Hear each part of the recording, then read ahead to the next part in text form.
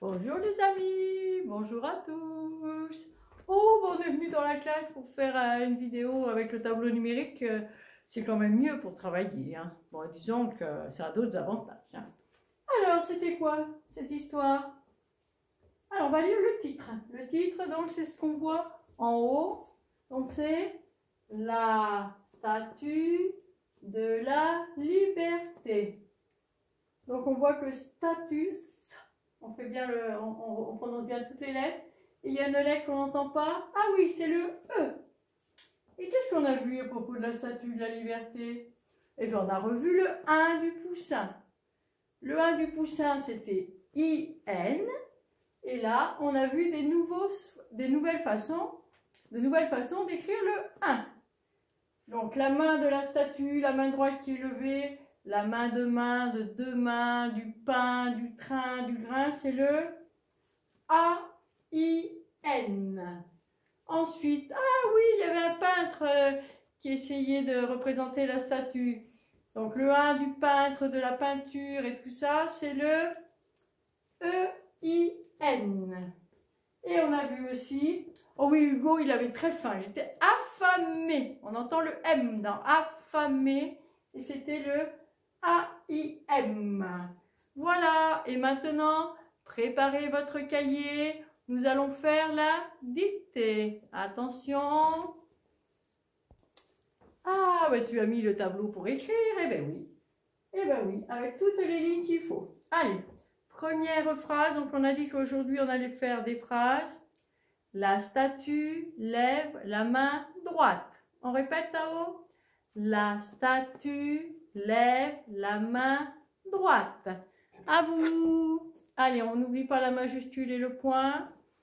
Donc, on voit comme tout à l'heure, on commence par la majuscule. On va commencer bien.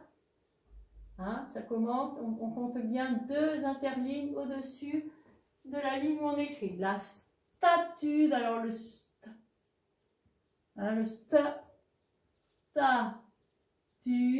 Qu'est-ce qu'on a vu qu'il y avait à la fin de statue? Le maîtresse. Eh oui, la statue lève. Qu'on entend, 4 lettres.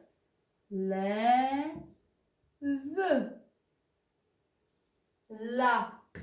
Donc on sépare bien les mots. Quand on a fini, je vois que j'ai pas assez de place, je change de ligne. On commence bien. Dans le rouge, c'est la marge, hein. Oui, dans la marge, c'est la maîtresse qui écrit, c'est pas les enfants. C'est bien, Tauki. Tu te souviens, hein? Oh oui, tu l'as dit souvent, hein. Alors, le 1 de la main, c'est A-I-N. La main droite, dr. Donc, il y a le D et le R dans le dr.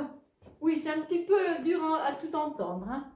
Le OI, O-I, droite. Et on n'oublie pas le point.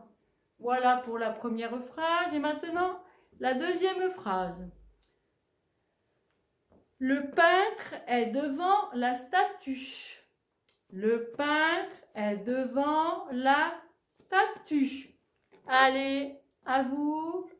Le peintre. Donc encore, c'est encore la même majuscule. On va faire à la suite. Le peintre. On descend bien de 2 interlignes. Le peintre. Ah oui, le 1 de peintre, c'est bien E-I-N. On a cette fois le verbe être, c'est le mot de 3 lettres. Hein. E-S-T. Bravo, Tauki. Devant. Et oui, pour peindre, il s'est bien mis devant. Attention, devant, c'est le A-N. Et oui, il y a une lettre qu'on n'entend pas, c'est le T. Là, donc on sépare bien les mots. La statue, comme tout à l'heure, c'est statue. On n'oublie pas le point. Voilà, voilà. Et maintenant, la troisième phrase. Hugo a très faim. C'est un petit peu l'histoire. Je vous laisse l'écrire. Allez, on va écrire bien. Hugo a très faim. Alors, le H de Hugo, il est un petit peu difficile, mais Sinon, on regarde les modèles que je vous ai donnés. Et sinon, on fait le H comme la petite échelle en bâton. Hugo, avec la boucle. A. Alors là, c'est le verbe avoir, il n'y a pas d'accent. Trait. Trait, il y a 2 lettres à la fin, c'est le S maîtresse. Bravo. À trait. Fin. Alors, fin. F. Alors là, il faut descendre, hein, pour savoir qu'on arrive à écrire. Et c'est le A-I-M. Bravo. A-I-M. Voilà. Bravo, j'espère que vous avez réussi. Maintenant, nous allons lire l'histoire. Donc, on prend bien son livre à la page 109. On peut même faire une photocopie parce qu'on va écrire dessus. Et essayer de commencer à lire l'histoire et après on le fait ensemble. Allez, nous voilà avec le texte. Donc, première activité que je vous propose, c'est de surligner toutes les fois que vous voyez le 1. Allez, je vous laisse chercher et maintenant on fait la correction. Donc, on voit le lendemain,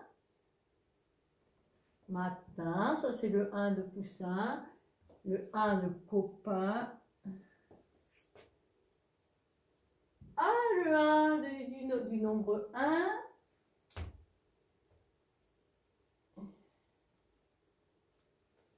Le 1 de la main.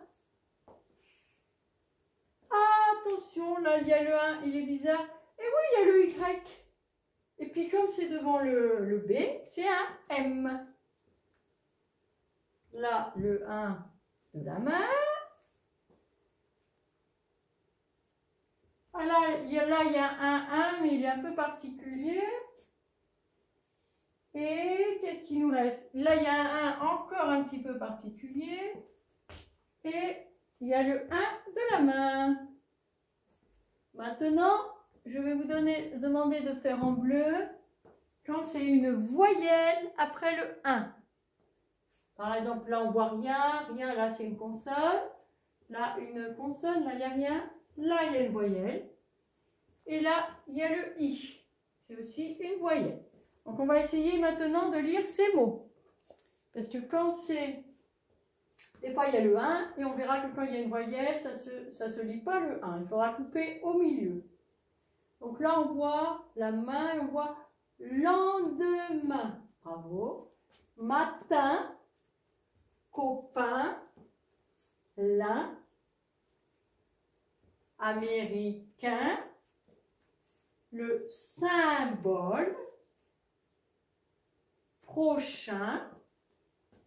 Alors là, il y a le 1, mais on ne lit pas le 1, on lit la Seine.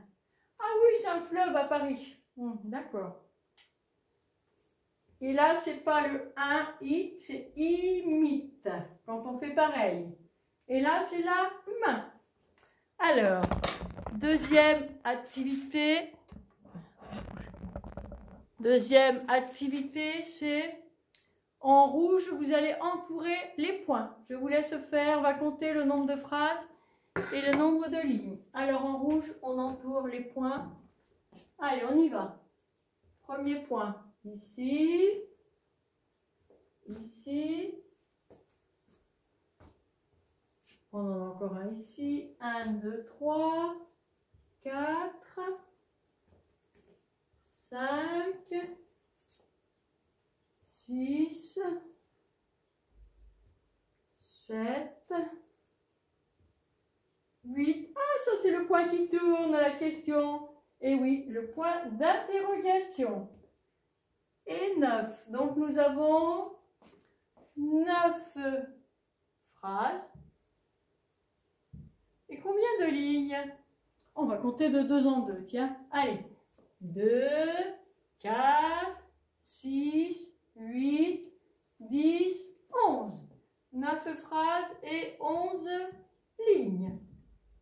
Allez, on va essayer de le lire phrase par phrase. Allez, première phrase.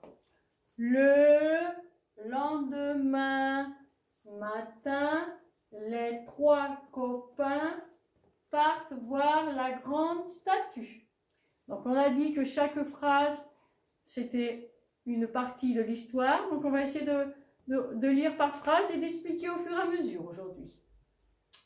Ah ben oui, je sais, on est arrivé un jour et puis le jour d'après, c'est-à-dire le lendemain, on a décidé d'aller voir cette statue parce que ça s'appelle un monument, c'est très très célèbre, c'est un monument. On continue. C'est l'un des monuments les plus connus au monde. Voilà. Alors, eh bien oui, on dit que c'est un monument, c'est comme les grands châteaux, c'est quelque chose de très fameux. Et puis il y a presque tout le monde qui connaît. Alors c'est bien quand on est enfant de connaître ça. C'est pour ça que je suis allée aux États-Unis. Comme ça vous fait des histoires à vous raconter. Bravo Taoki. Oui, en effet, les monuments, c'est de l'architecture célèbre. Même à Paris, par exemple, la Tour Eiffel, c'est un monument. Des grands châteaux avec des peintures. Après, il y a aussi les monuments aux morts, pour célébrer les morts, les gens qui ont combattu pour la liberté, pour la guerre. Allez, on continue. Elle est située au sud de Manhattan. Oui, alors elle, eh bien, c'est la statue. Bravo. Alors, elle est située, ça veut dire où elle est. Au sud de Manhattan. Alors, le sud c'est en bas. C'est comme la Corse, c'est au sud de la France. Bravo. Le sud de la France, c'est Marseille, Toulon, Nice. Alors que le nord, c'est Lille, même Paris, c'est plutôt un peu au nord. Et Manhattan, Manhattan, c'est ce qu'on avait vu au fond, là où il y a tous les grands immeubles. Et Manhattan, c'est un centre d'affaires. Il y a plein d'hommes d'affaires, ils font plein d'affaires. Et il y a des immeubles tellement hauts qu'on les appelle des gratte-ciel. Allez, on continue. Lily discute avec un groupe de touristes. Ah oui, je sais, Lily, après, elle est allée discuter, c'est-à-dire qu'elle a parlé avec les touristes, des gens qui se promènent. Ils étaient en groupe, voilà. Leur guide est américain. Alors là, le guide, c'est pas comme l'autre jour. Le guide, c'était un livre où il y avait des plans dessus. Et bien là, c'est le monsieur ou des fois ça peut être aussi une dame, qui expliquait. Et là, on dit que ce monsieur qui explique comment c'est New York, la statue, tout ça. Et on dit qu'il est américain. Ça veut dire qu'il vit là-bas. Bon, c'est mieux en même temps pour expliquer. On connaît mieux quand on est de là-bas. C'est normal. On continue. Il raconte à Lily que la statue est le symbole des États-Unis. Ah oui, c'est le symbole. Ça veut dire que c'est un des symboles. Ça représente la liberté. Le symbole des États-Unis, c'est la liberté avec cette statue. Comme en France, Taoki, en France, eh bien, on a une devise aussi, hein, avec la Marianne. Le symbole de la France, c'est la Marianne, avec la devise liberté, égalité, fraternité.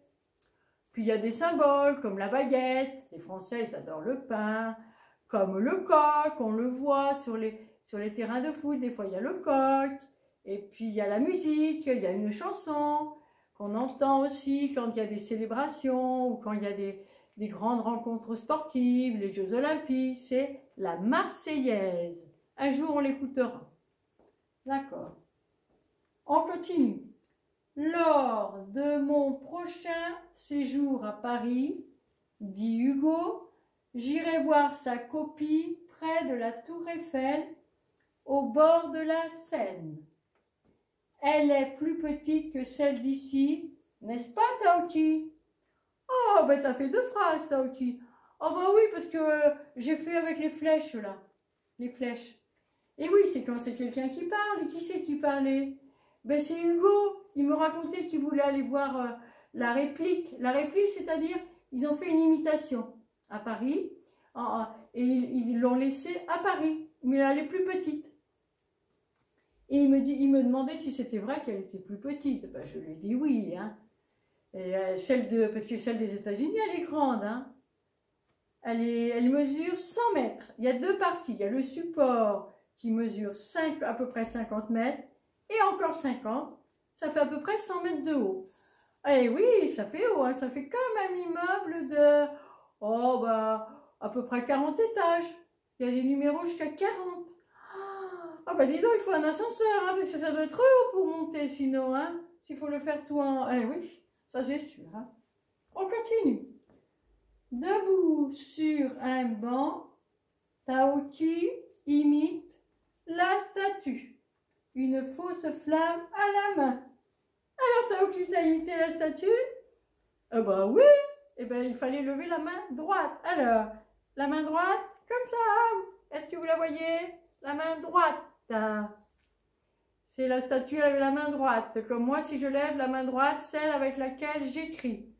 Mais attention, parce que vous, comme vous êtes derrière la caméra, vous me voyez de face, vous me voyez sur votre gauche. Hein. Attention, attention. Alors, ben, on a bien travaillé. Je vais vous poser donc quelques questions. Quel monument vont-ils voir? Oh, ben facile, c'est la statue de la liberté. Oui. Donc, quel est le symbole des États-Unis? Ah, ben c'est encore pareil. C'est aussi la statue de la liberté. Bravo. Et ben on va arrêter là. On est bien. On a fait tout. Donc, je vais vous le relire une fois, tout en même temps, pour que... Alors, on s'entraîne aussi à la maison. Hein.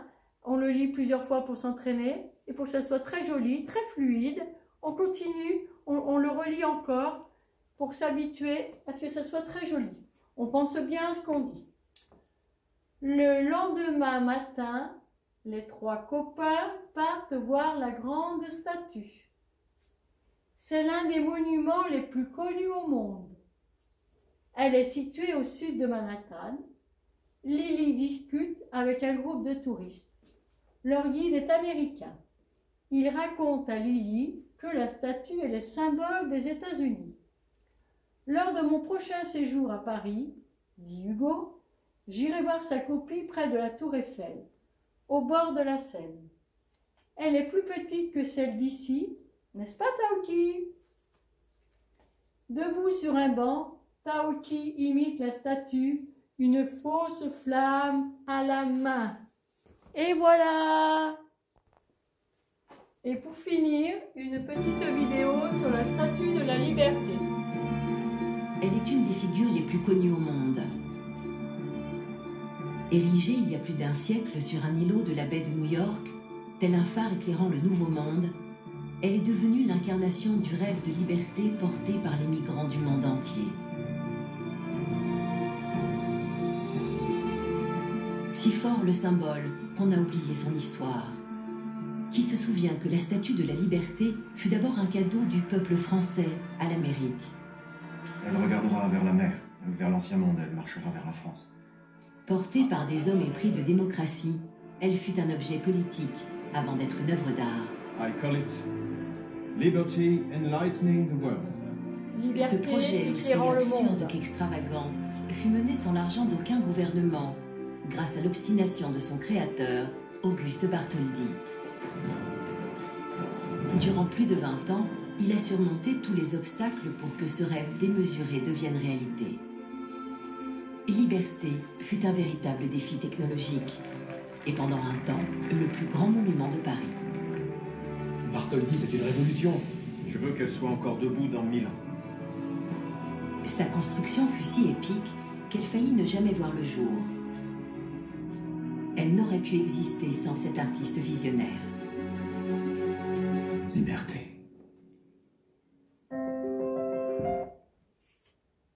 Alors en fait, c'est un cadeau d'anniversaire en fait, donc que la France a fait aux Américains pour fêter le centenaire de l'indépendance des États-Unis. Eh oui, ils ont fait le cadeau, la liberté. Allez, bon travail les amis et à bientôt. Ciao, ciao.